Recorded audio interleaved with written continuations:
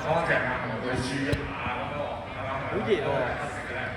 其實一隻健康嘅加州海獅啦，唔得，好熱喎！咧係有一層細菌咧去保護住佢哋嘅皮膚，咁所以咧佢哋嘅牙齒咧係黑色嘅狀態，咁就唔代表咧白咗嚟嘅，咁我哋黑咗咧就太黃啦，我哋就睇啦，因為我哋蛀牙啊嘛。咁但係加州海獅就唔同喎，加州海獅嘅牙齒咧就係本身咧係會有一個黑色嘅狀態嘅。咁除咗刷牙之外，我哋而家小朋友翻學啊，朋友去食飯都好啦，我哋都會去做啲咩啊？學體温㗎嘛，係咪？翻嚟啦。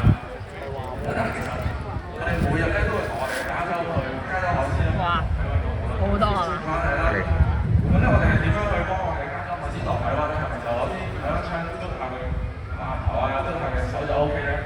其實就唔係嘅，因為咧佢哋嘅表面好多皮毛啦，佢哋嘅脂肪比例比較高啦。咁所以咧，透過如果用紅外線去檢測佢哋嘅體温咧，係比較唔準確喎。咁所以咧，我哋就會用另一個形式，係小朋友會用嘅，咁其實係光眼。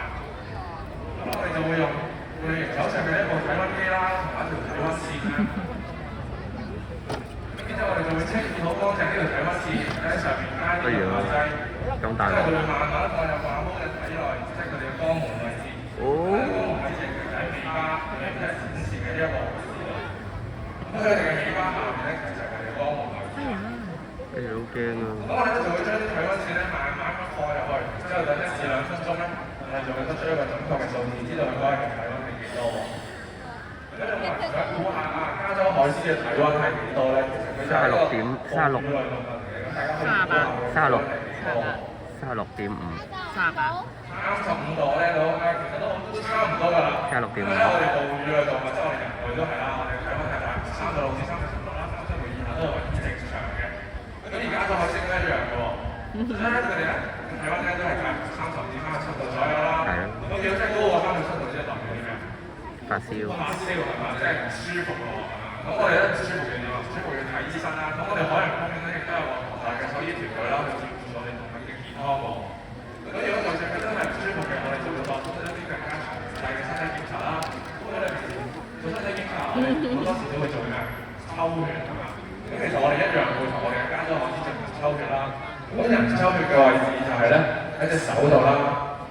咁至於加州海獅抽血嘅位置喺邊度咧？咁其實有2度嘅。咁第一度就係佢哋頭先學體温嘅位置，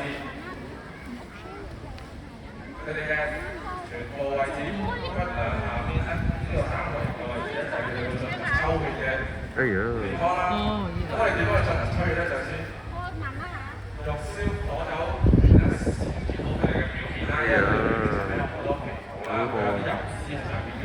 咁所以咧就要清潔好佢哋表面啦。之後我哋就會做一個抽血嘅訓練啦。我哋用佢哋嘅假針咧，就係一支黃嘅針頭咧，就會跟住佢哋嘅皮膚。咁咧等佢慢慢適應咗呢個觸感之後咧，我哋之後咧就會真係俾獸醫去進行抽血。咁大家都見到話好安定、好放鬆咁樣喺度攤喺度，咁我哋喺度幫佢進行抽血訓練咧，佢啲完全好似冇嘢咁樣咧，就代表佢真係好放鬆、舒服咁樣狀態下咧，俾我哋去進行抽血。好，最舒服。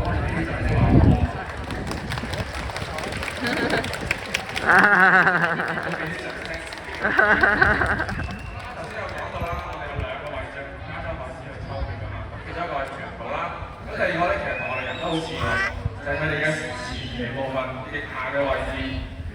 就應該畫開展示緊俾大家睇嘅，佢哋嘅腋下嘅位置咧，就係我哋會第2個抽血嘅地方。咁因為佢哋嘅血管咧比較細嘅，咁所以咧就會用超聲波咧去檢查下佢哋嘅血管喺邊度啦。之後咧就會用頭先同一樣嘅過程清潔好表面，之後先至會落針去同佢哋進行抽血嘅喎。咁大家都見到啦，阿華都好放心咁喺度俾我哋嘅護理員去幫佢進行抽血訓練啦、刷牙啦，甚至乎學體温啦。咁其實咧，事實上會做啃住咗係嘛？拍手好笑啊！咁大家頭先都睇到啦，我哋護理員有餵華都食嘢㗎嘛，係咪？咁其實呢個咧就係一個訓練嘅方式啦，叫做直面獎勵訓練方式啦。咁就係當咧華都做到我哋想去做嘅動作或者行為，佢眼睛好靚啊！好靚獎勵我哋最直接嘅就係佢哋食魚啦。咁佢咧除咗魚之外咧，我哋平時咧就會同佢哋玩啲玩具啦，玩啲佢哋中意嘅嘢啦。咁例如就係佢哋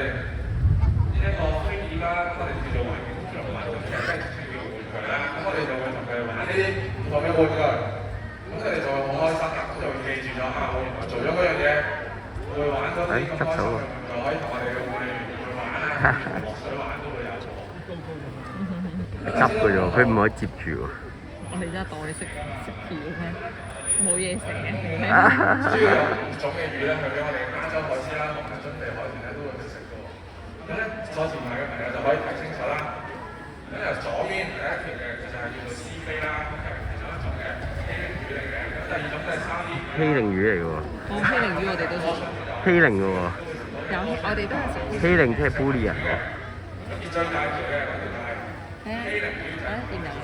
都會食到嘅一啲欺凌魚啦。咁而最右手邊嘅就係魷魚嚟嘅喎。魷魚遊戲啊，係喎。咁咧就係選咗我哋跟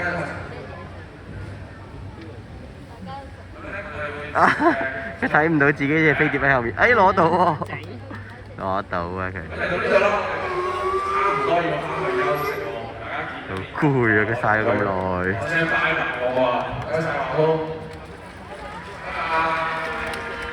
搞笑。快啲啦，快啲啦，咁啊。佢要翻入去後台。係啊，換衫啊。有冇着衫嘅？佢上到呢級都好勁喎。